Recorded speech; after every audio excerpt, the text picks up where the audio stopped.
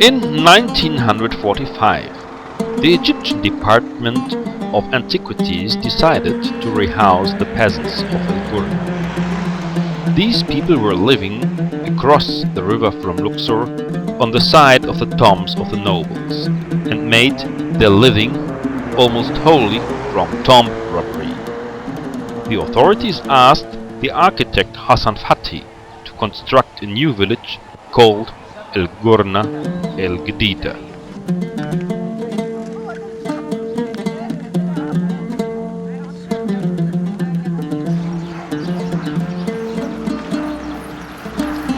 As Hassan Fathy wrote, it was somewhat daunting to be presented with 50 acres of virgin land and 7,000 people who would have to create a new life for themselves there. This whole society had, as it were, to be dismantled and put together again in another setting. I felt that in Gourna it was our duty to build a village that should not be false to Egypt. The people's style had to be rediscovered, or rather, refelt from the sparse evidence of local crafts and local temperament. There must be neither fake tradition nor fake modernity, but an architecture that will be the visible and permanent expression of the character of a community. هو طبعا هو مش بمزاجه. ده بمزاج الحكومة الوزارة. هي اللي اختارت الأرض دي، لأن الأرض دي بتاعت بوليس باشا أساسا. نزعوها مني زي ما كانوا ينزعوا من الناس. أيوة. الناس اللي عندها أراضي كتير. نزعها مني 60 فدان هنا القرية دي. الباقي باقي الأرض استولت عليها الزراعة. واللي بنت اللي بناه حسن فتحي قاعد زي ما.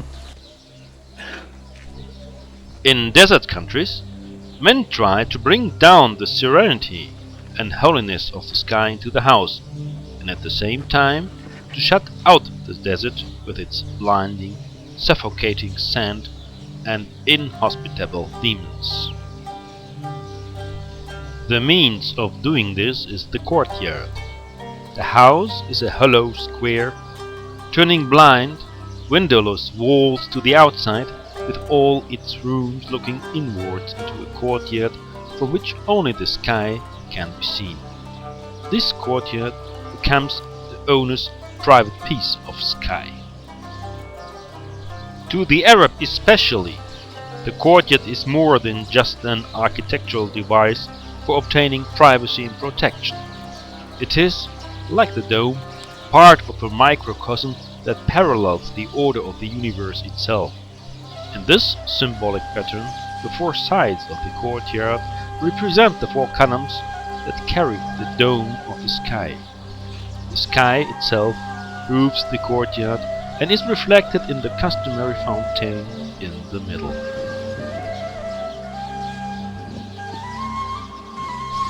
With simple but adequate houses, sufficiently furnished, provided with sanitary facilities and decorated with the excellent local manufactures, with education, with money coming in from trade, with increasing contact with travelers, tourists and teachers from outside, the standard of life in the village would be greatly raised. The people would be healthier, happier, more comfortable and more secure. البيت عاوز ترميم وعاوز فلوس كتير ومحدش باعت ولا حد جايني. انا هنعمل فيه على قد ما نقدر. انت شايف الشقوق دي ودي والشقوق اللي في القبوه واخد بالك، وعمل نرمم فيه يعني. وجبت طوب 1000 طوبه دلوقتي ب 240.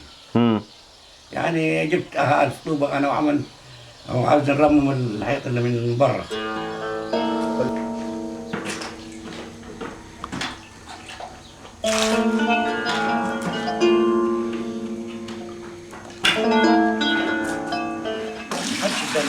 أقول لك من وفاة حسن فتحي ما اداني ولا قرش.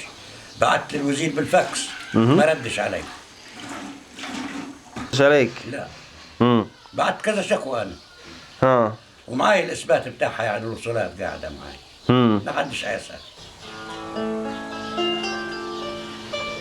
والخواجة اللي يجي هنا حسن فتحي عاوز يجي يتفرج على بيت حسن فتحي، يجي يتفرج عليه يلقاه متبهدل تهدد. طبعا بالطوب الني. دلوقتي عيبنوا بالايه بالطوبه الحمراء عشان خاطر الميه اللي نزلت والسيول. طبعا السيول لما نزلت اثرت على المباني اللي بالطوب الاخضر. بقت الناس اضطرت تبني بالمسنح.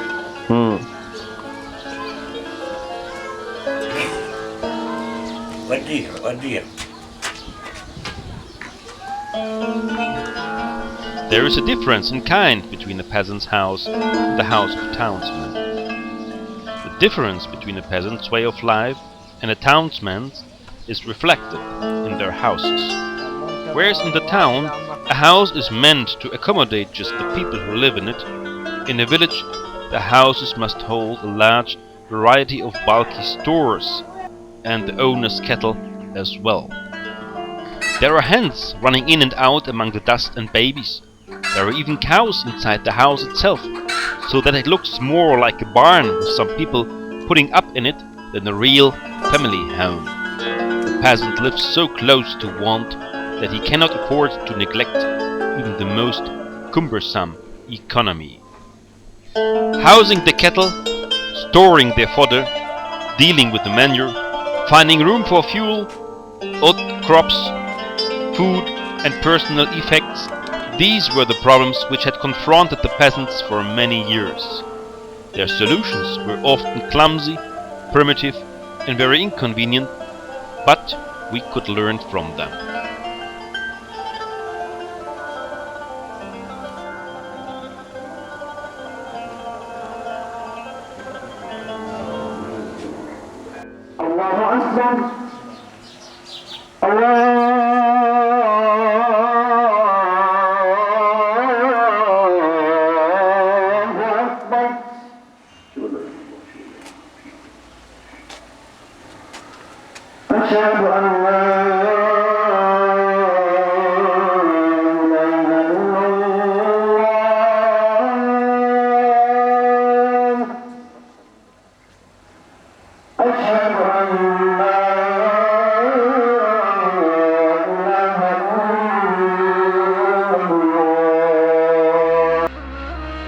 I believe that wherever a tradition of building exists, there the religious architecture of the locality will have grown to represent its people's idea of the holy, and I think it right to respect and keep the local forms and character. The mosque serves the worshippers, secluding them from the outside world, reflecting back from its plain walls their thoughts and concentrating their attention upon God. For this reason, there are no pictures or statues, at the most a few texts written up, and there is no ceremony.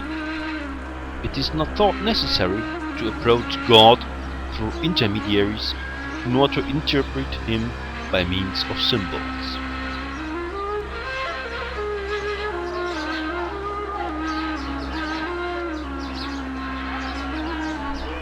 In a theater, the audience can feel that it is a single spirit reaching as one person to the fortunes of player or actor. That same audience, broken up into the isolation of its several houses, cannot be conscious of itself all. Then, why not provide Gourna with a permanent theater where we could present the dances, songs and sports of everyday life and preserve them, too, from the inevitable extinction that awaited them if they were left unsupported to face the competition of film and radio. In a theater, they could find a pleasing background and an enthusiastic audience.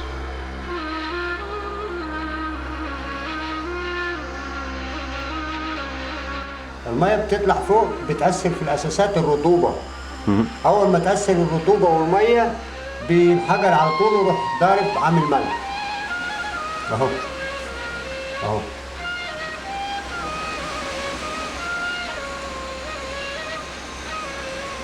دي مشكلة القرية كلها وكل البيوت. سنة 50 خد إزالة عشان قالوا له عيد الأساسات يا بالطوب الأحمر والأسمنت يا بالحجر بتاع أسوان. فقال لهم المشروع ما أنا الفلوس خلصت، وتوقف المشروع سنة 50. فجت الثورة 52 كان هو مشي والمشروع ما كملش. كان هي المشكلة بتاعت القرية سبب ما إن البيوت وقعت وانهارت، وإحنا مازال محافظين بالمسجد حفاظا عن تراث حسن فتحي.